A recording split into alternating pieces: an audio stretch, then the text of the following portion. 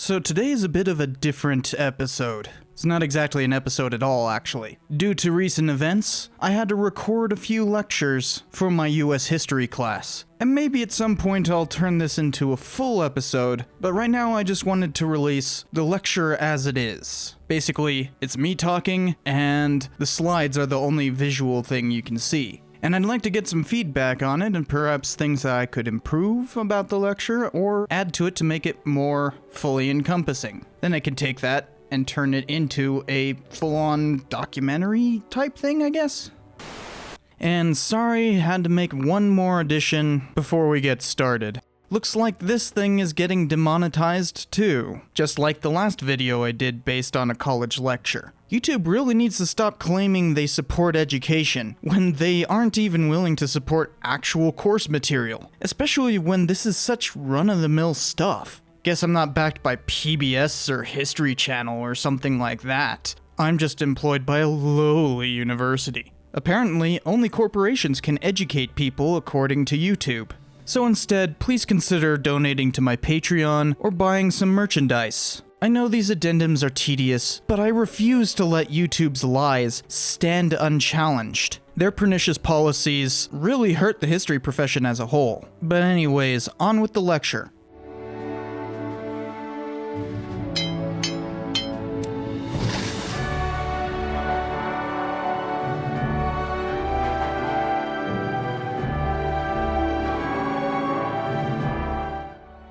World War II represents a huge turning point in American history. From the end of the Great Depression to becoming the dominant world power, World War II changed everything for America. But the US was actually late to join in that war. While the war itself officially began in 1939, there was a great deal of lead up to it. In fact, its roots basically begin with World War I, for the Treaty of Versailles was rather unequal. It declared Germany the sole country responsible for that war and made them pay reparations that bankrupted their entire economy for years to come and tried to eliminate their military prowess. This was a huge embarrassment for the fledgling Republic of Weimar Germany. People began believing in a conspiracy theory that Germany had been stabbed in the back by its Jewish population in order to profit from these reparations. And one particular dude really took that conspiracy theory to heart. His name was Adolf Hitler. The Nazis were basically founded on a conspiracy theory, but they also had a huge intellectual backing that dated back decades. Especially in 1922 with the rise of Mussolini in Italy, a new political theory really took sway in the interwar period in Europe, that being fascism. Now this is a nebulous concept to say the least, but basically, fascism is centralizing authority around a particular great leader, often tinged with rhetoric about conserving something that was great about the nation.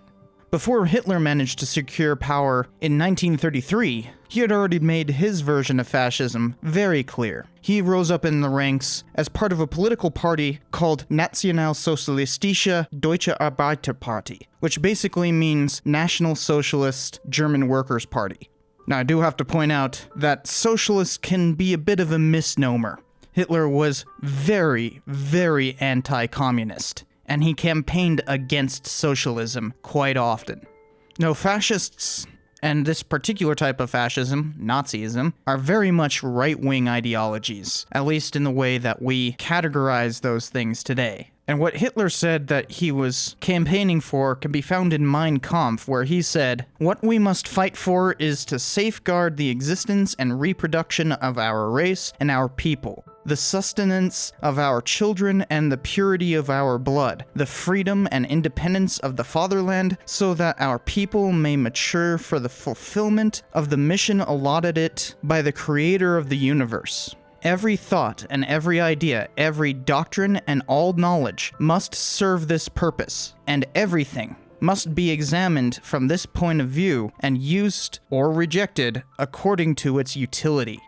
As you can see, it's a form of strident nationalism beyond simply calling for preserving traditional values or anything. He's saying that the entirety of the national government and its ideals have to be oriented around preserving the race that is determined to be the true German.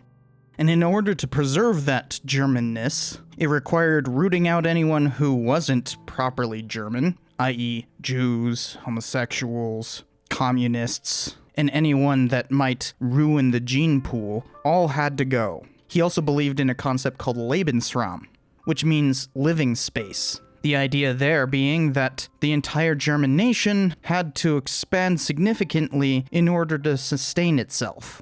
This also meant propping up other fascist regimes. So quickly, Hitler made friends with Mussolini, and when Spain had a revolution there, eventually taken over by a fascist, he supported Francisco Franco in the Spanish Civil War that ensued, propping up that government that actually outlasted Nazism. So Hitler wanted to expand. First, Germany annexed Austria, which was Hitler's home in the first place. The Anschluss, as it's called, was actually pretty well supported by Austrians at the time. They'd been trying to join forces with Germany for years, and so in 1938 they finally got what they wanted.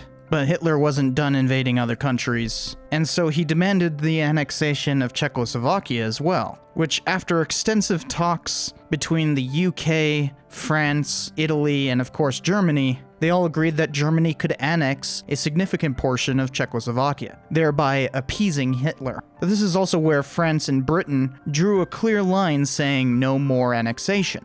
But there was a weird little bit of land called the Polish Corridor that Hitler really wanted control of. It separated a chunk of land called East Prussia, which was in German hands, and the main part of Germany, basically allowing Poland to have a significant port city, as well as there being the free city of Danzig in between. But France and Britain weren't going to let Hitler just invade Poland. So first, Hitler actually negotiated with Stalin in Soviet Russia.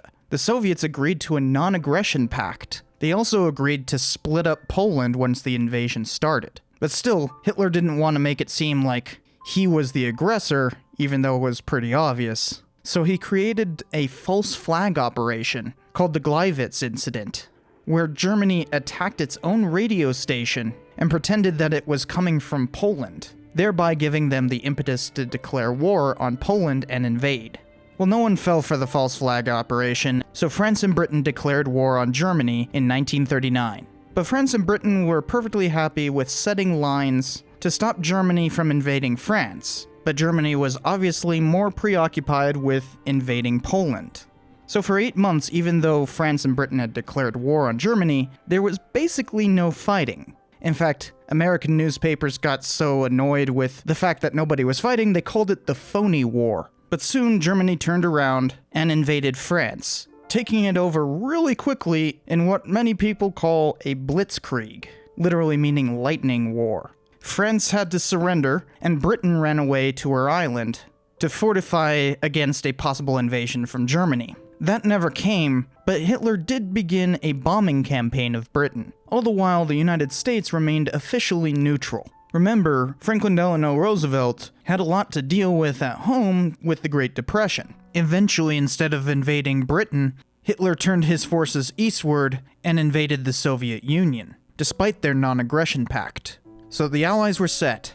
You had occupied France, a bombed-out Britain, and a fully invaded Soviet Union, as the Allies and the Axis were the fascistic powers of Italy and Germany. But the fascists in Europe had allied with another imperialistic regime all the way on the other side of the globe, Japan. Japan had been expanding for decades. They managed to defeat China once in 1894, then Russia, which gave them control over Korea, and finally they started making moves on China again in the 1930s. They took over little bits of Manchuria, which kinda technically wasn't part of China at that point, and they formed their own puppet state called Manchukuo. And they continued to expand Manchukuo for years, until finally in 1937, they used a shooting incident at the Marco Polo Bridge, which is in Beijing, to start a full-scale invasion of the entirety of China. Which, as they managed to get down to the then capital of China, Nanjing, they perpetrated such horrific crimes that their conquest is known as the Rape of Nanking. And even though they weren't able to take over a majority of China, they still ended up trying to invade French Indochina, or basically Vietnam today, in 1940.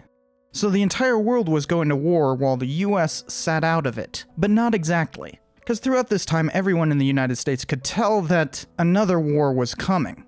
For instance, in 1933, just as the Nazis were arising, H.G. Wells published a book called The Shape of Things to Come, which predicted a world war would happen, except for he guessed that it would continue until 2106, so prediction can be a pretty silly thing. But even before the war, the United States declared that it would remain neutral in any such oncoming conflict. Starting in 1935, the Neutrality Acts were passed. So when World War II began in 1939, people tried to pass another Neutrality Act to make sure that the US wouldn't be drawn into this larger conflict. But of course, that didn't exactly go well, and FDR managed to lobby against it, creating a new system that wasn't exactly neutral, but still maintained a semblance of neutrality. But still, there was a significant push in the United States against even what became known as the cash and carry system. For a really powerful group called the America First Committee arose in 1940, led by Charles Lindbergh, who was really famous for having flown across the Atlantic by himself. He also had some very clear German sympathies. But the America First movement tried to lobby against Roosevelt's clear positioning towards Britain. Now, it's not like people in the US were completely unaware of what had been happening in Germany. The Nazis' hateful politics were pretty well known. Charlie Chaplin even made a whole movie about it. In 1936, when the Olympics were held in Germany, the US actually contemplated withdrawing altogether because of the hateful politics. Of course, that's not to say that the US was particularly sympathetic to what had been happening to Jewish people in Germany and German-occupied territory. An ocean liner called the St. Louis tried to make landfall in the United States, but were denied and sent back to Europe. Of the 620 passengers who made it back to Europe, 254 of them died in the Holocaust. But the full extent of the Holocaust was fairly unknown to Americans, actually to the entire world, but the Nazis' hatred of Jewish people was very well known. Plus, there was still some animosity in the United States from World War I and all that propaganda that had been floating around against the Huns. And finally, there were several U-boat sinkings, just like the Lusitania before it. There was the SS Athena in 1939 that killed 112, including 28 Americans. There was the USS Kearney, which was taking part in the occupation of Iceland, and so they had to attack a U-boat to protect some Canadians. And just a couple of weeks later, the USS Reuben James was sunk by a U-boat, killing 115 American sailors. But by 1941, when that happened, the US wasn't exactly neutral, to say the least. Where the US had very clearly taken a side was in the condemnation of Japanese expansion. When they invaded Manchuria in 1931, the United Nations investigated it and raised some serious doubts about the incident that they had used as an excuse to invade Manchuria. Much like the Nazis had used in Poland, it was very clearly a false flag operation. Then during the full war in China in 1937, the Japanese attacked a whole bunch of US personnel and ships, especially the USS Panay. The sinking of the Panay only killed 3 people, but overall throughout that year, there was about 100 Americans killed in smaller incidents, including some direct fighting between the US military and Japan.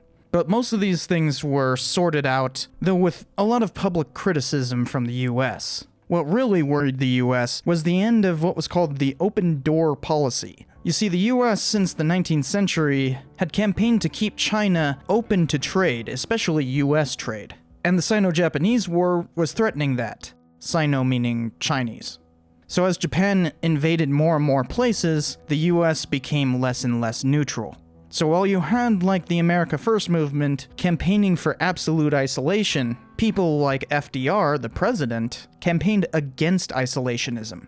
First, there was the cash and carry system in 1939, which allowed France and Britain to buy weapons from the US, but they had to transport them themselves. Britain, having the most powerful navy in the world, could kind of do this, though there was a bunch of problems. In October of 1940, the US passed a peacetime conscription bill, because everyone pretty much knew that the war was going to come eventually. Even though America First was trying to keep the US isolationist, they had been failing miserably. And so the conscription bill allowed the United States to beef up its military for the next couple of years before joining World War II as a whole. Then there was Lend-Lease a year later. This allowed the US to lend materiel to Britain and the other allies, just with a promise to pay back the cost of shipping and buying these supplies.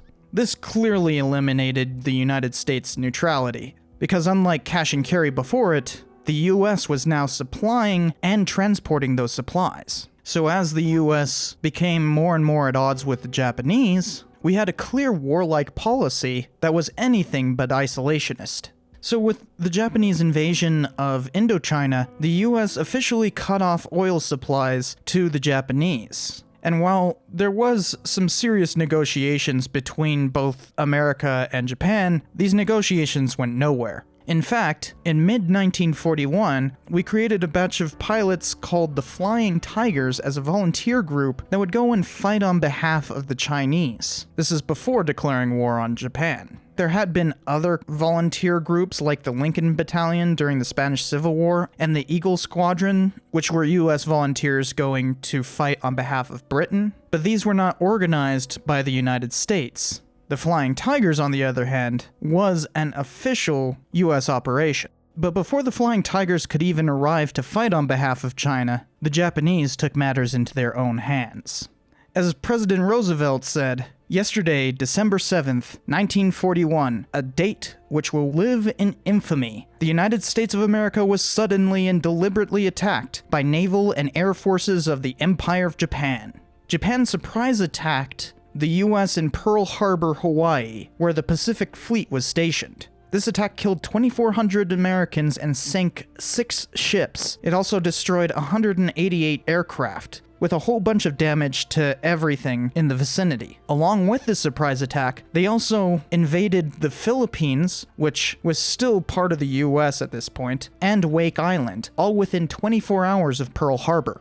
Because Japan's plan was to basically knock the US out of the war really quickly so that they could invade Indonesia and get that sweet oil that they needed. Because they'd figured out that the US was never going to trade oil with them again. And for a little bit, this worked.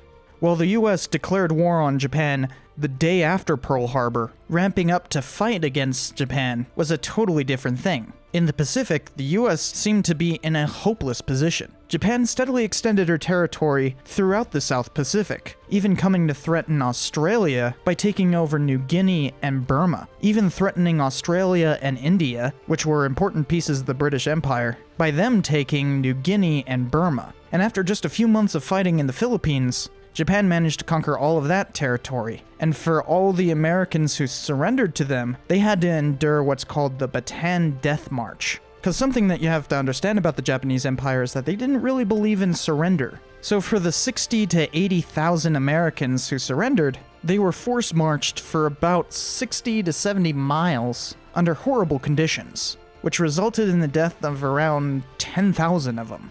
So in the beginning of 1942, everything seemed pretty hopeless for the US and the Pacific. We had managed to attack mainland Japan with what's called the Doolittle Raid, which was a tiny batch of bombers who managed to drop a few bombs on mainland Japan. There's only estimated about 50 Japanese dead as a result, a pretty tiny number, but it was a huge propaganda victory.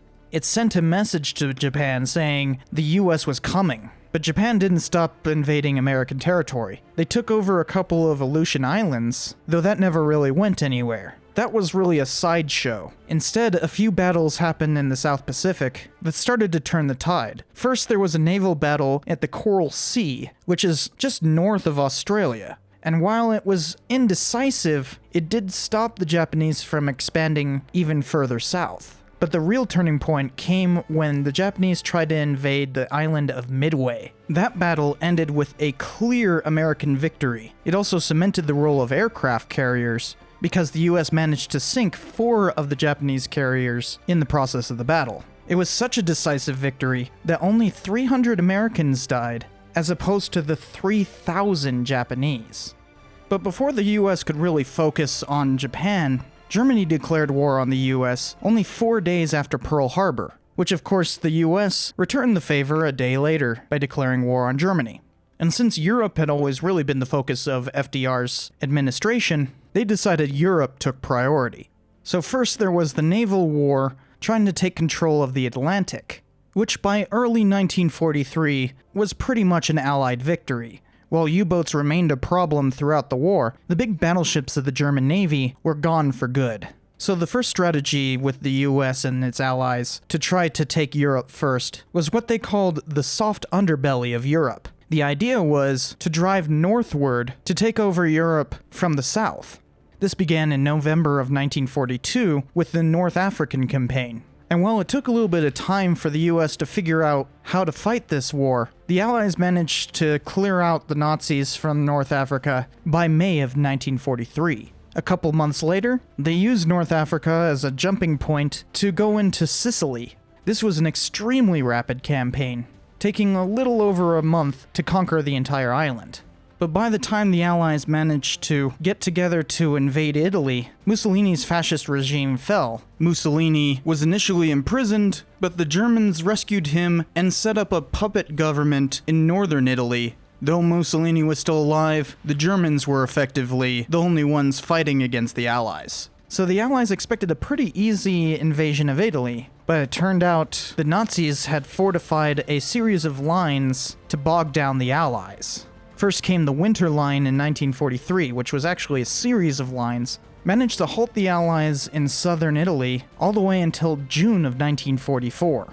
So obviously, Italy wasn't the soft underbelly of Europe, as the Allies had hoped. They had to turn to something else. One thing that they started doing was strategic bombing. And while the whole strategy of bombing started off as more precision bombing, by the end it was just carpet bombing, where they would destroy entire cities simply for having certain military facilities. This especially got bad when incendiaries were used, which these bombs intentionally caused fires. The most famous of these bombings was Dresden, which basically turned the entire city into a massive fireball, killing as many as 25,000 people in the process. The entirety of the strategic bombing of Europe killed more than 500,000 Europeans, with roughly around 500,000 in Germany alone. So this was a huge campaign which continued all the way until the end of the war. Dresden, for instance, was in early 1945, only a couple of months before the end of the European side of the war.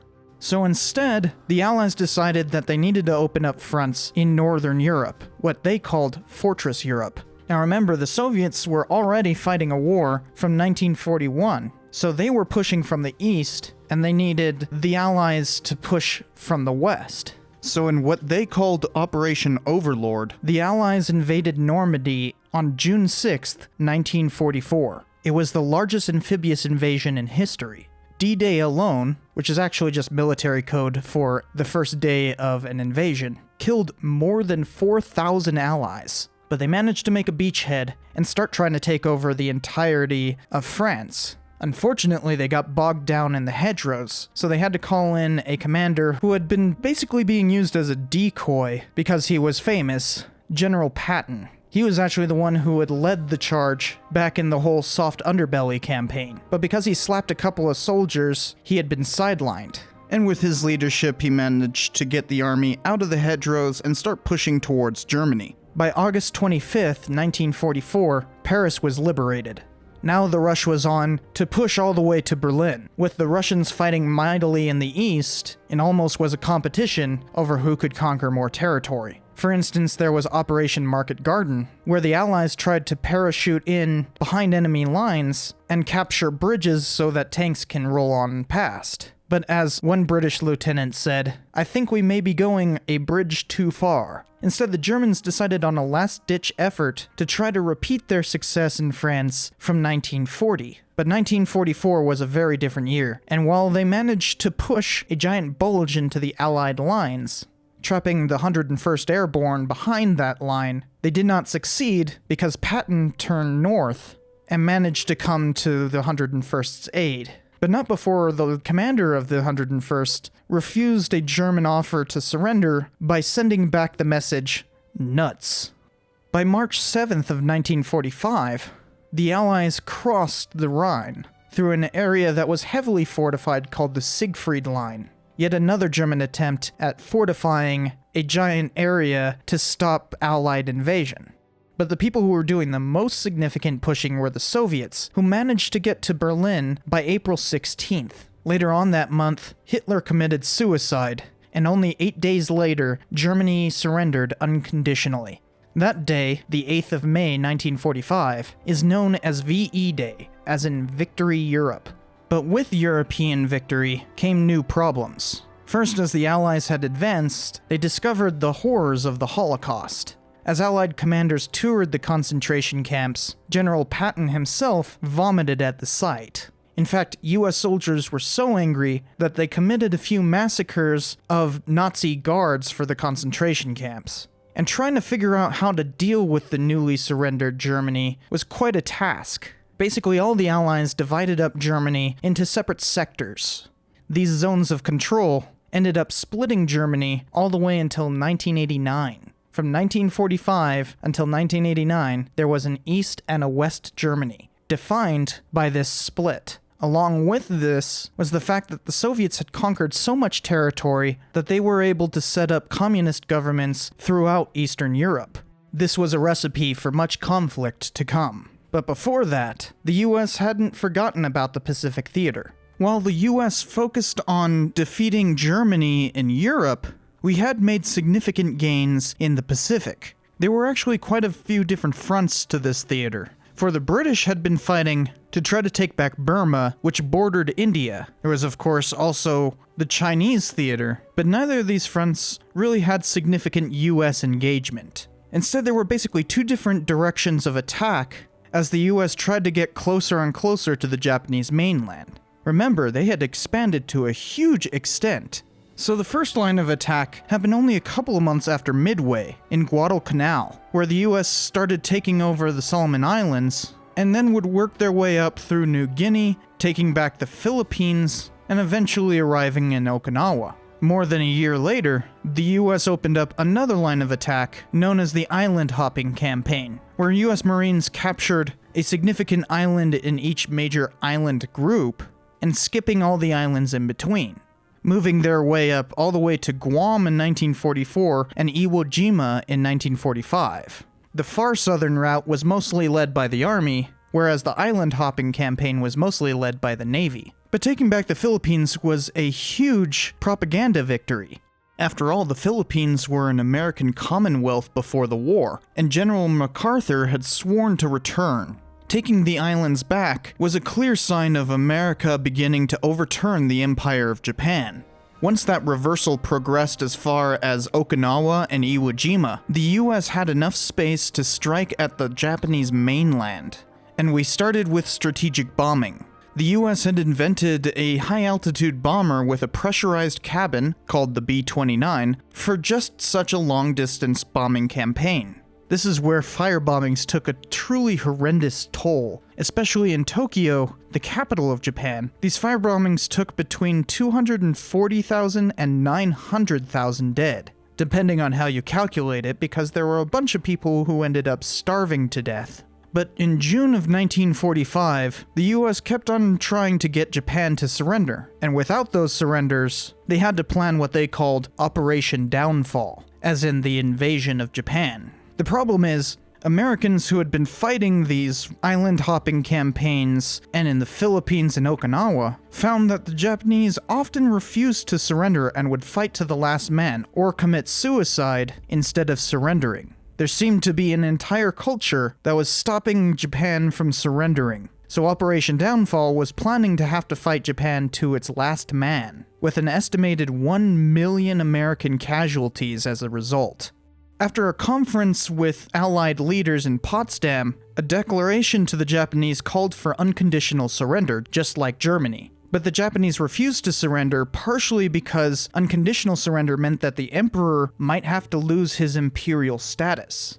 As the official Japanese response said, "I consider the joint proclamation a rehash of the declaration at the Cairo conference. As for the government, it does not attach any important value to it at all. The only thing to do is just kill it with silence," which was a Japanese proverb called mokusatsu. "We will do nothing but press on to the bitter end to bring about a successful completion of the war." So with the US seeing mass suicides, a refusal to surrender, and the fear of losing 1 million Americans in the invasion of Japan, the US brought a new weapon to the negotiating table. In 1942, the US started the Manhattan Project, which was created basically to rival Germany, who had their own nuclear bomb program. So yeah, the nuclear bombs were actually meant for Germany originally, but they were not ready by VE Day. To create these bombs, the US had spent a great deal of its wartime resources simply researching and creating the 2 bombs that would be dropped on Japan. They also created a test bomb that was set off at the Trinity site in New Mexico in July of 1945, just a few weeks before dropping a different design of bomb on Hiroshima on August 6, 1945. 3 days later, they dropped another bomb on Nagasaki, which both of these combined killed between 129,000 and 226. So while they weren't as deadly as the fire bombings, these sudden flashes of destruction set a truly stark example of what Japan was getting ready for.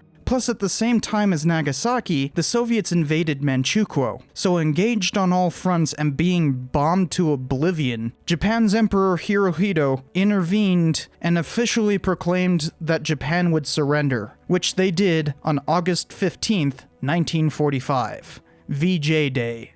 Of course, VJ Day wasn't actually the end of hostilities. There were still a number of holdouts that would go on fighting for weeks, and in some cases, years. But generally, World War II was over. And this whole thing had transformed America, not just because of how much the US had contributed to World War II, but also at home. Some historians call it the Third New Deal, for the economy suddenly switched to produce for the war. Factories, almost overnight, switched from making typewriters to guns. There was a massive amount of rationing to make sure that particular resources were available for the war effort. In terms of domestic expenditure, almost every resource was limited in terms of civilian use. There were drives to make sure that people weren't hoarding supplies, and various boards issued ration stamps for almost anything, especially food.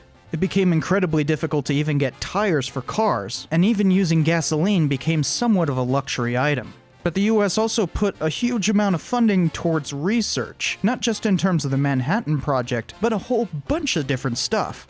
For instance, a bunch of different plastics were invented, and ways of mass manufacturing stuff were created in order to, well, mass manufacture stuff.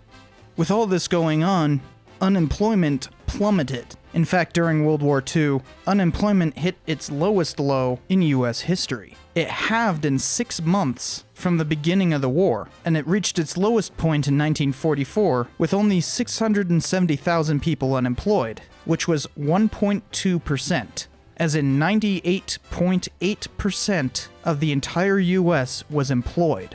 Around 16 million Americans, which was about 11% of the entire country's population, served in the military during World War II, most of which were men, thereby leaving a lot of jobs open behind them. Women often ended up taking up men's jobs. By 1944, they took up almost 30% of the entire workforce. Plus, while there was a huge amount of women who were working in industrial jobs, there were also a bunch of women who were joining the military, or serving it in some way. For instance, there was the Women Air Force Service Pilots. These were women who volunteered as pilots to do a lot of the busy work of flying planes back and forth across the country and stuff like that. In fact, the WASPs, as they were called, often ended up flying a lot more miles than their male counterparts. There were also a bunch of women who were working in the Office of Strategic Services, or the OSS, and while they were also civilians, some of them were actually secret agents. But there were also a bunch of women who joined the armed services. There was the Women's Army Auxiliary Corps, or WAC, and later turned into an active duty unit, with all kinds of roles such as air traffic control and whatnot. The Marines, Navy, and National Guard all had roles for women, and a huge part of women's role in the Army and Navy were as nurses. There was about 75,000 of them. So women took a very active role in this war in a way that they had only done to a limited extent in World War I. Overall, labor relations changed significantly because of World War II. The unions almost all took no strike pledges, as in they refused to strike while the war was on.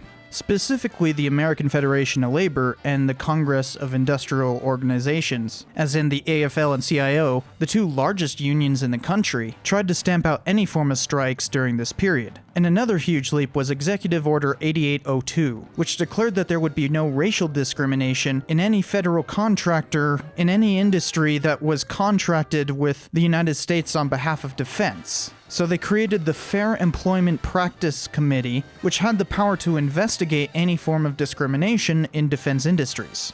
But of course, all this didn't pay for itself. The US had to come up with a way of paying for this huge switch in the economy. When you have a 1.2% unemployment rate, and a good chunk of that employment is coming from federal dollars, that money has to come from somewhere.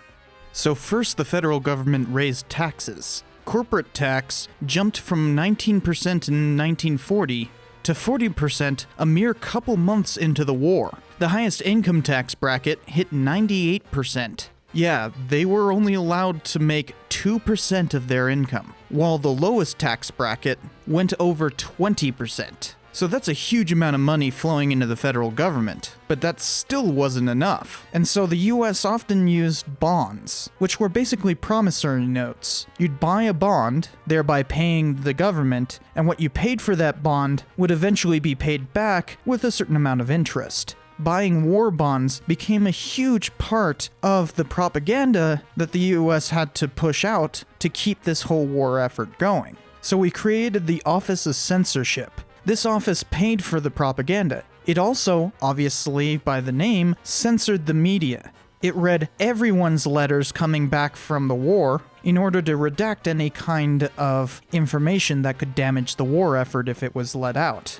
But a huge part of their effort was to pay for propaganda. For instance, they created a campaign called Loose Lips Sink Ships to try to push for operational security so that people would self-censor. They helped fund a bunch of newsreels, animated shorts, and all kinds of different propaganda.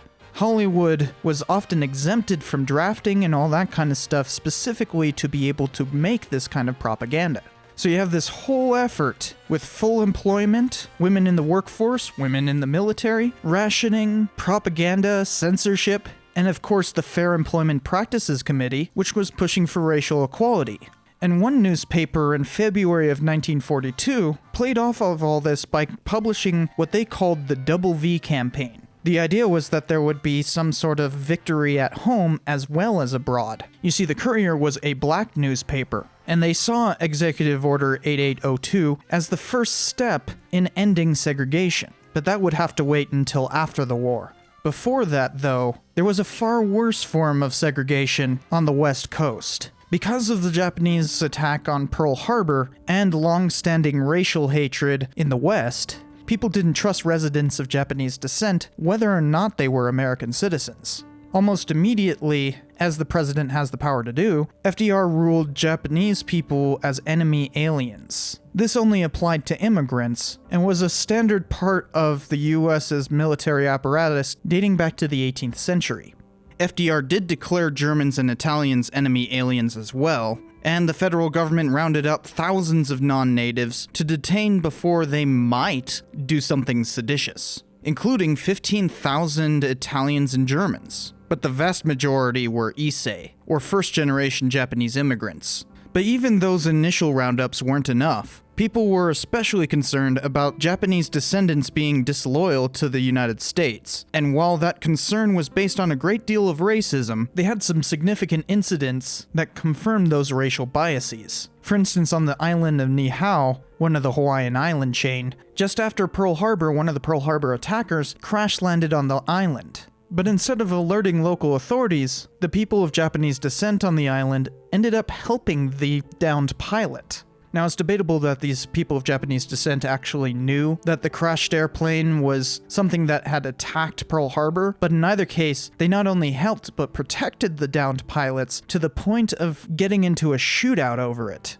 Plus, the US had decrypted Japanese signals, which clearly showed that there were several Japanese spies, not only in Hawaii, but throughout the American West. But before FDR could act on all of this, Canada preempted him. They ordered all people of Japanese descent to relocate east of the Rockies. And mind you, most of them were west of the Rockies in Canada. And so FDR followed suit with Executive Order 9066, which he signed on the 19th of February 1942. This required all people of Japanese descent to relocate into internment camps for the duration of the war. But before this order could be fully carried out, there were a series of attacks on the American West. First with a couple of bombardments, and then later in 1942, even an air raid. People were so on edge that Los Angeles might have shut up the airspace simply because of a balloon. The Battle of Los Angeles might have pitted the entire army against an errant inflatable. So the War Relocation Authority really ramped up its efforts. They worked with the Wartime Civil Control Administration to round up everybody into assembly centers and then send them to relocation centers. People who were deemed of particular risk were sent to isolation centers. And there was actually a bunch of different facilities. All in all, there were 112,000 people of Japanese descent relocated, though oddly enough, not a single one of them were in Hawaii. There's a bunch of explanations to that, but ultimately, it's because the Japanese made up a significant portion of the population of Hawaii.